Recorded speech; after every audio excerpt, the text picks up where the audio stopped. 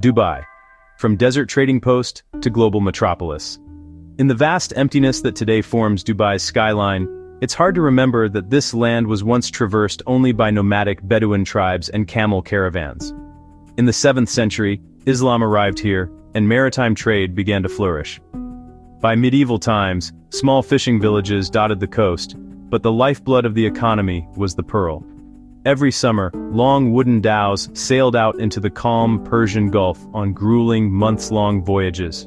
Fully armed with nothing more than woven nose clips and heavy lead weights, divers plunged repeatedly into the blue, surfacing with baskets of oysters to harvest pearls. As UAE sources note, many Gulf families lived as semi-nomadic, pearl diving in the summer and tending date gardens in the winter. This backbreaking pearl trade, alongside fishing and date farming, sustained the region for centuries, making Dubai famous among merchants for its fine pearls. Under the Union Jack, British era, and the Trucial States. In the early 19th century, outside powers began to reshape Dubai's fate. After campaigns to end piracy, the local sheikhs signed treaties with Britain. In 1820, the Sheikh of Dubai joined other Gulf rulers in the General Maritime Peace Treaty with Britain. Over the next decades, a series of such agreements formalized the region as the Trucial States under British protection. The sheikhs agreed not to cede land or deal with foreign powers on their own, and in return, Britain vowed to defend the Gulf Coast from attack. Stability under the Union Jack helped Dubai's leaders focus on trade. In 1892, Sheikh Maktoum signed an exclusive agreement with Britain, making Dubai a tax-free port for foreign merchants. Indian and Persian traders settled in Bastakia, Dubai's Persian Quarter, and the creek and the population boomed with newcomer craftsmen and sailors. By the early 20th century, however, the classic pearl economy was faltering. The Great Depression and the advent of Japanese cultured pearls irreparably damaged the industry, and many Dubai merchants fell on hard times. The stage was set for a new era of leadership and opportunity. Sheikh Rashid's vision and the oil boom. After World War II, Dubai was still a small town with a fragile economy. In 1958, Sheikh Rashid bin Saeed Al Maktoum became ruler, and he quickly revealed himself as a visionary leader. Sheikh Rashid embarked on an ambitious plan. In 1963, he borrowed heavily to dredge Dubai Creek and turn it into a modern port. It was a huge gamble. He mortgaged the Emirates' future revenues to pay foreign contractors. But it paid off. The widened creek could now admit any cargo ship, and Dubai became a re-export hub. Historian Frauke Herdbay notes that this expansion enabled vessels of any size to dock at the port, causing a surge in trade. Gold bullion and merchandise poured in from the world's markets. Sheikh Rashid reinvested the profits in building roads, utilities, and even Dubai's first international airport. Runway opened 1959. Dubai's merchants and officials used this new wealth to gradually modernize the city. The real turning point came in 1966 when oil was discovered offshore Dubai. By 1969, the emirate was pumping its first oil cargoes, and suddenly Dubai had a cash windfall. According to scholars, once oil flowed, the future of Dubai as an autonomous state was secured. Sheikh Rashid used the new oil revenues to improve life at home. He built schools, hospitals, and housing, the first real social infrastructure for his people. By the time the 1970s arrived, Dubai was no longer a backwater. It was a small but thriving oil exporter and trade center, poised to join something bigger, the Union of the Emirates. Founding the UAE. In March 1968, Britain announced it would withdraw its forces east of Suez by 1971. Suddenly, the Trucial Sheikhs faced an uncertain future without British protection. Sheikh Zayed bin Sultan Al Nahyan of Abu Dhabi and Sheikh Rashid of Dubai moved quickly to unite their people. In February 1968, they met in the desert and agreed to form a federation of the Trucial States. Over the next 3 years, the other emirates were brought on board. On December 2, 1971, the 6 founding sheikhs, Abu Dhabi, Dubai, Sharjah, Ajman, Al Quwain and Fujairah, signed the UAE's constitution at Union House in Dubai. Dubai's ruler became the first vice president of the new country. Alongside President Zayed of Abu Dhabi, Ras Al Khaimah joined the federation in early 1972. This was the birth of the United Arab Emirates, a miracle of nation building.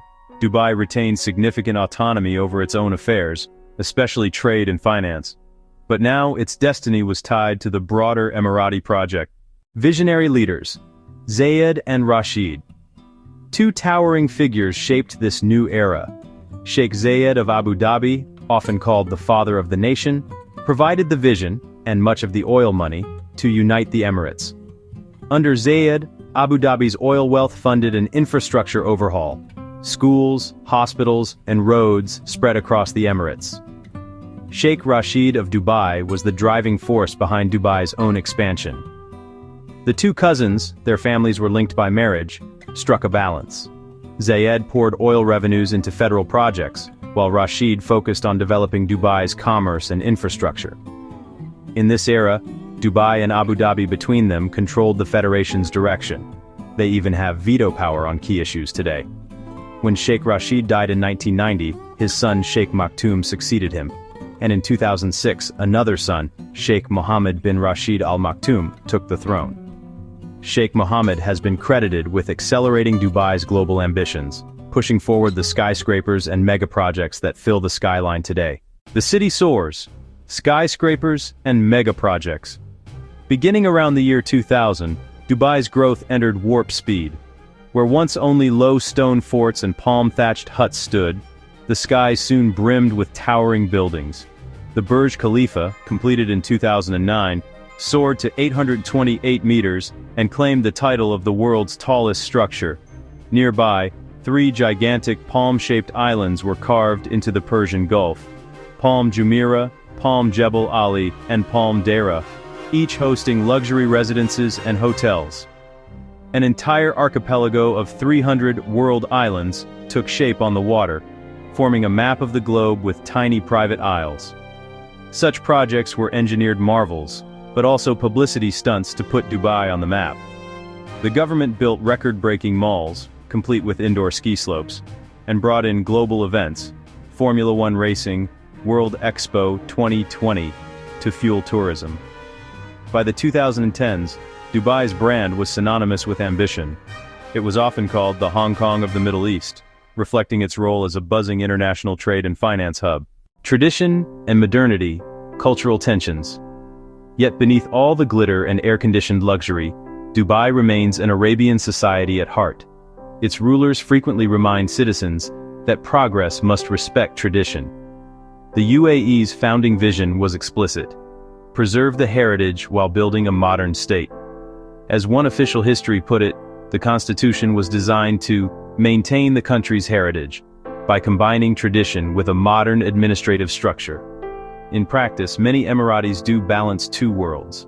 Polls show that roughly 57% of young Emiratis feel traditional values are meaningful and ought to be preserved, while about 43% say they are eager to embrace modern global values. In Dubai, one might see an Emirati man wearing a dishdasha and abaya on his way to Friday prayers, and later in the week the same young professionals wearing jeans and jackets. Families still hold tight-knit gatherings and respect elders, yet many open their homes to international guests and media. As one local joke goes, Dubai is a place where tradition rides on the back of luxury cars. Occasionally cultural clashes surface, debates over dress codes, alcohol, or the impact of a huge expatriate population remind everyone of the tensions. But Dubai's society generally strives for balance. As Emirati youth themselves put it, it is possible to integrate into the modern world and yet remain an Arab at heart. Dubai, in the 21st century, the road ahead today. Dubai aims to be more than just an architectural wonderland.